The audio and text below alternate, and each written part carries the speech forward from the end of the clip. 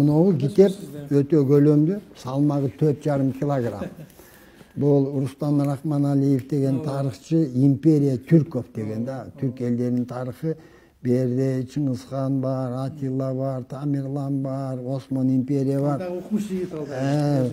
Бирок бул илимий китеп. Себеби пайдаланган тарыхый булактардын тизмеси 1700 китептен турат. 32 барак. Бул пайдаланган китеп. Ошон үчүн мунун талашы өтө кыйын да, өтө кыйын. Берде биз бир маалыматты маанилүү айтып кетелик. Чыңгызхан 1227-жылы дүйнөдөн өткөн. Анын ордуна Угедей болгон.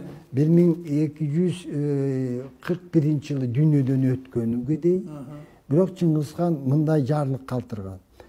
Бийликти менин тукумум гана жүргүзөт деген да. Өзүнүн ясасын ошондой. Бирок хан боло турган адамды курултай гана бекитет деп койгон. Мына демократия. Мына айтып атпаймынбы? Кандай болуп ушунча элдерди башкарган? Мынтип айткан. Курултай бекитмейинче менин балам дагы кандык милдетти аткара албайт деп койгон да. Көрдүңүзбү? Анан 1241-жылы Угедей дүйнөдөн өтөт да. Анын аялы курултайды улам жылдырат. Себеби өзүнүн баласын бышык кан кылып шайлоо үчүн курултай мүмкүн колдобой коет деп чоочулаган ал. Мүмкүн колдобой коет курултай. Сезген. Билген, ошон үчүн 5 жыл курултайды чоюп отурат дагы. Болсо узурпация кылып койсо болобу? Эndi оңой эле да ал убакта. Бирок 1246-жылы курултай өтөт. Угедейдин Büyük деген баласы хан болуп шайланат. Бирок өмүрү кыска экен, 2 жылдан кийин дүйнөдөн өтүп кетет. Ошондон кийин курултай өтөт. Ал курултайда Мөңкө Тугулдун улуу баласы хан болуп шайланат. 1250-жылы. Эми кай жерде шайланат? Мына жерде жылы көрсөтүлгөн, Рахманалиев. Жери көрсөтүлбөгөн эмес. А мен жерин мына китептен таптым.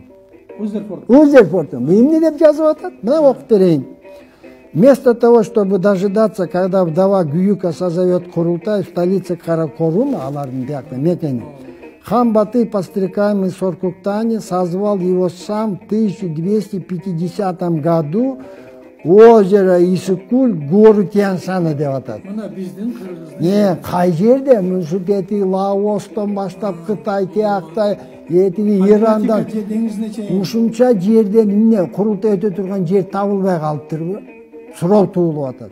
Эмне үчүн? Ысык көлдө. Эмне үчүн Тяньшанда? Себеби булар жакшы билген кыргыз экени. Батый себеби өзү баш тартат кандыктан. Ошон үчүн Батый кайсыл балдардын? Жучунун баласы, Жочунун баласы. 1250-жылы Ысык көлдө курултай өтөт. Канды шайлаган. 13-кылымдын ортосу. Ооба. Мен өтө маанилүү маселе. Кийин так талаш болот балдардан. Угедейдин балдары менен Тулуйдун балдары, Чагатайдын балдары. Анан кийин анча-мынча согушта жүрүп кетет ортолорунда.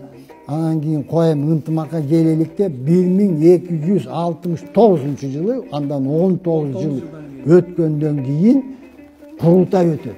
По инициативе Менгю Темира был созван в 1269 году курултай, который состоялся в Таласе. Эмне үчүн курултай экинчи жолу Таласта өтөт? Ата-бабаларыбыз Манастын жеринен гана башыбыз кошулбаса, бөлөк жерде башыбыз кошулбайт, ынтымакка келбейбиз деген мааниде Таласта өтөт. Мына жанагы баш кийимдерин баарын мен көрсөтүп бердим. 1250-жылы курултай көлдө өткөн деп атат. 1269-жылы Таласта өтөт. Жер табылбай калыптыр монголдор. Ошо канча миллион дедиңиз? 24 миллион. 25 миллион чарчы километр аянты бар. Карачы, ал жанагы Кавказ, Иран, Ирак, тарыхый жерлер. Ошондо Самарканд, Алтай, Сибирь, Кытай, Камбоджалар, Корея, Лаос, Камбоджа, ушунча жерди башкарган адамдар эмне үчүн 2 жолу курултайды Таласта өткөрөт? Бул чоң маселе. Эми жообу белгилүү болуп турат да. Эми ушуга тиешелүү бир маалымат, өтө маанилүү маалымат. Муну китеп 1785-жылы чыккан. Муну жазган капитан Андреев.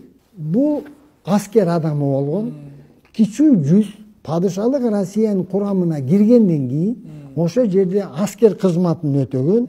Албетте кызыккан. Бул кандай эл, тарыхы кандай, булар менен кандай мамиле жүргүзүш керек деп мына китепти жазган. Ушул китепте минтип жазып атат. Муну ошол Андреев жазган. В старинной истории нашел я, что Чингисхан прогнан был по ненависти своих братьев Будунчара, Каинчара, Салчута. Чингисхан при этом взял с собой 3 человек, ушел в Черную гору, Каратоого, к казакам, деп турат да берде, наказав своей матери, если будут его искать, чтобы его там искали. Деп атат да, кыргыздардан табасың. Берден шилтеме. Казаки Черной горы суть нынешние дикие кыргызы, которые названы у действующего советника Миллера бурутами, потому что оные дикие кыргызы и сегодня имени бурут не оставляют.